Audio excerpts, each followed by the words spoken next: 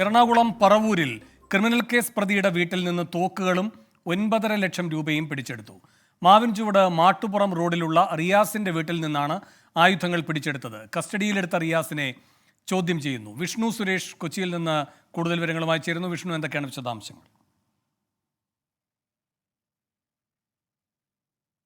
വേണു, രാവിലെ 10 മണി മുതൽ ആരംഭിച്ച പരിശോധന ഇപ്പോഴും റിയാസിന്റെ വീട്ടിൽ തുടരുകയാണ്. രാവിലെ നടത്തിയ പരിശോധനയിൽ 4 തോക്കുകളും 9.5 ലക്ഷം രൂപയും 20 വെടിയുണ്ടകളുമാണ് റിയാസിന്റെ വീട്ടിൽ നിന്ന് പിടിച്ചെടുത്തത്. ഇയാൾ മുൻപ് ഈ പെരുമ്പാവൂർ അനസ് എന്ന് പറയുന്ന ഗുണ്ടയുടെ സംഘത്തിലുള്ള ആളാണ് എന്നുള്ളതാണ് പോലീസിന്റെ ലഭിക്കുന്ന വിവരം. ഇക്കാണുന്നതാണ് റിയാസിന്റെ വീട്. ഈ വീട്ടിലാണ് നിലവിൽ പരിശോധന പുരോഗമിക്കുന്നത്. SP യുടെ പ്രത്യേക സംഘം ആണെന്ന് രാവിലെ ഇങ്ങോട്ടേക്ക് എത്തി പരിശോധന നടത്തിയത്. ഇവിടെ മാത്രമല്ല, പെരുമ്പാവൂരും അതോടൊപ്പം തന്നെ പറവൂരിന്റെ വിവിധ മേഖലകളിലും പരിശോധനകൾ നടക്കുന്നുണ്ട്.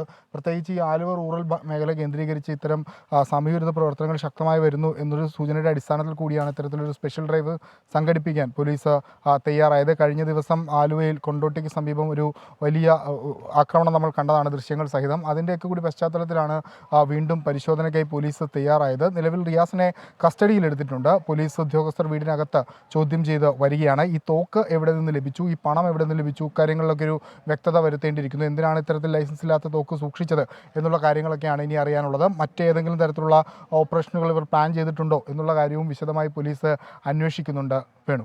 ശരി, വിഷ്ണു സുരേഷാണ് കൊച്ചിയിൽ നിന്ന് വിവരങ്ങൾ നൽകിയത്.